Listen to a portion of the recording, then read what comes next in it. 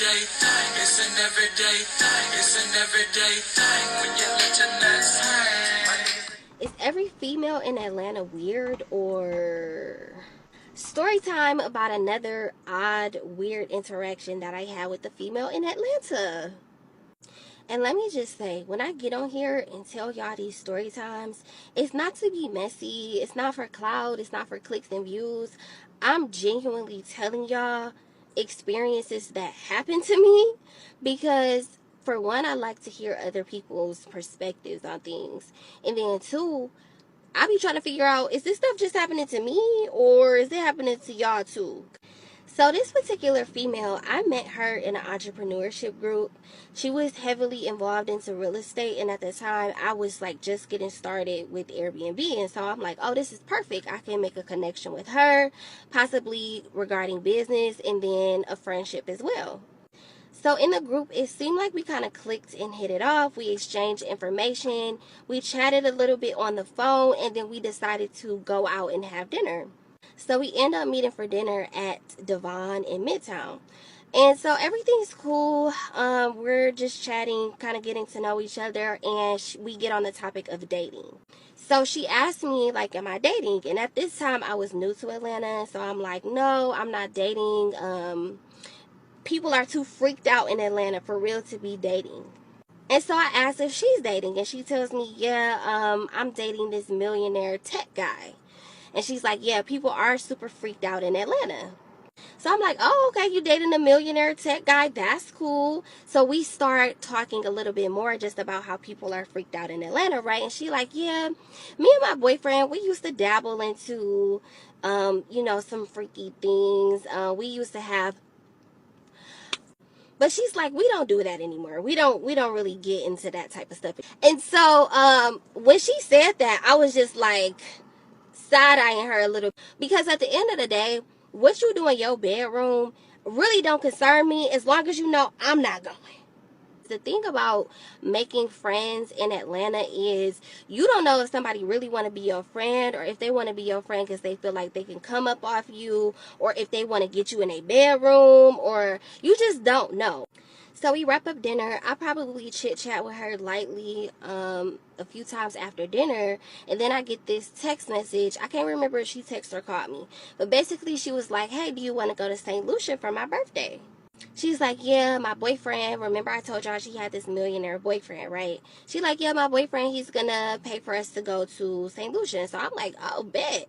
She's like, yeah, send me your information. I'm gonna book the tickets. Now I'm looking at the tickets as soon as she say, do I want to go to St. Lucia? Tickets $3,000, y'all. So I send her over my information, and within 30 minutes, like the next 30 minutes to an hour, the tickets was booked. So at this point, I'm excited. You know what I'm saying? I get to go to St. Lucia on somebody else's dime. Like, so a few days later, she hit me up again, and she's like, yeah, my boyfriend, he's actually going to come with us now on the trip. And not only is he going to come, but he's inviting another one of his friends, that's a female, and then one of his male friends potentially is coming. So now this trip has gone from a two-person girls trip to an entire group trip, right? And she's like, yeah, we're going to just get a villa. You'll have your own bedroom. Everybody's going to have their own bedroom, and we're going to have a lot of fun. So already my antennas is perking up, because for one, I'm already going out the country with somebody that I don't even know that well. But now more people have been added into the mix. So here's where things get interesting, guys. So even though she told me that more people are now coming on a trip, I still want to go. But if I'm going out the country with somebody, I need to know everybody information, address, birthdays, okay, phone number, everything. I want to know who I'm going out the country with, right? So I asked her, I say, hey, what's your boyfriend's name, so I can do a quick Google search and make sure that he's not a freaking serial unaliver. Like, he's this millionaire tech guy. I should be able to Google him. This girl gonna say to me, what do you want my boyfriend's information from? Like, this is abnormal. Like, you want to look him up? You want to research my boyfriend? That's very weird. Like, I understand you want to be safe, but what do you need his information for? Are you okay?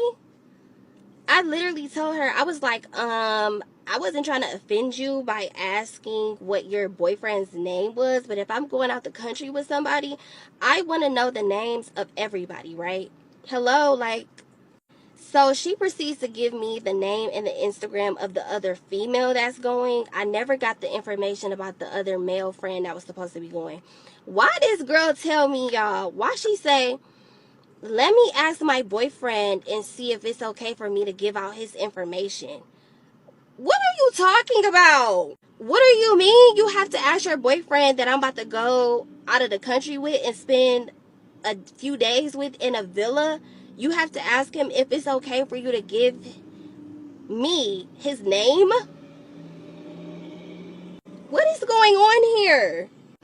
That was not the freaking response that I was wanting to get from her. Like, hello? So that definitely had me on the defense, right? So she ends up giving me the name of her boyfriend, right? So I look him up. He is Googleable. And I don't find nothing that's like crazy on him, right? But at this point, my discernment is on level 1,000. Like, you done already told me and hinted at the fact that you and your boyfriend used to get into some freaky deaky stuff here in Atlanta, and now you being weird about me even having his information. Something ain't right. So, girly is acting very, very weird about giving me her boyfriend information. She's not giving me that many details about the trip. She just basically want me to show up, right? I'm feeling a little bit anxious. I'm feeling like I'm uneasy about if I'm gonna go on a trip or not. But at the same time, they've already spent thousands of dollars on this ticket. They rented out this villa. The villa was thousands of dollars a night. So I'm like, for me to, that little sense of like, I don't want to pull out of this trip at the last minute. So I take everything back to God. I'm like, God, if you don't want me to go on this trip, let me know. Send a sign. You know what I'm saying? Let me know something. How about one of my family members, one of my close family members gets in a car accident like 2-3 days before the trip? I'm like, oh yeah, I'm not going on a trip. I'm going back home to check on my family. So I end up explaining to her like, yeah, I'm basically having a family emergency. I'm not gonna be able to go on a trip. What is going on? So she like, oh my gosh, I'm so sorry to hear that. Okay, don't worry about it. It's totally fine. We're not worried about the ticket. No problem. I hope everybody gets well. Something really did happen with my family. I was not making that up, but that was the sign that I felt like I needed to just hang back and not go on a trip. Why, after she sent me the text message like, yeah, that's fine, don't worry about it, we'll cancel your ticket, I hope everybody's good, why do I find out that she has me blocked on every single platform? Never spoke to me again, blocked me on everything, hates my guts. And my whole thing is like, if we was developing a friendship and I could not go on a trip, why do you now not want to be my friend? That's why I feel like, okay, it was some funny business going on. Y'all wanted to get me over there and thought we was about to have a little party going on, okay? Because why would you stop talking to me if we was developing what I felt like was the beginning of what could have been a friendship, and you're that upset that I decided to not go on a trip that you had other people going on at this point?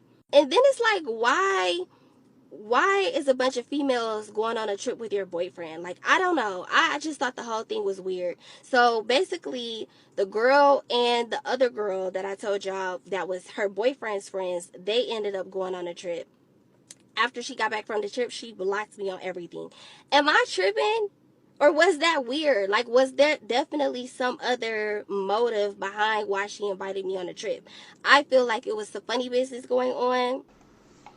And it's just, yeah, it's just so freaking hard to make genuine, real friends in Atlanta that don't have no weird stuff going on. What to do, everyday people, man? It's your boy PJ. We back with another lit video. Shout out to everybody who follow me on Twitch. That's where we keep it lit. Hey, you know what, girl?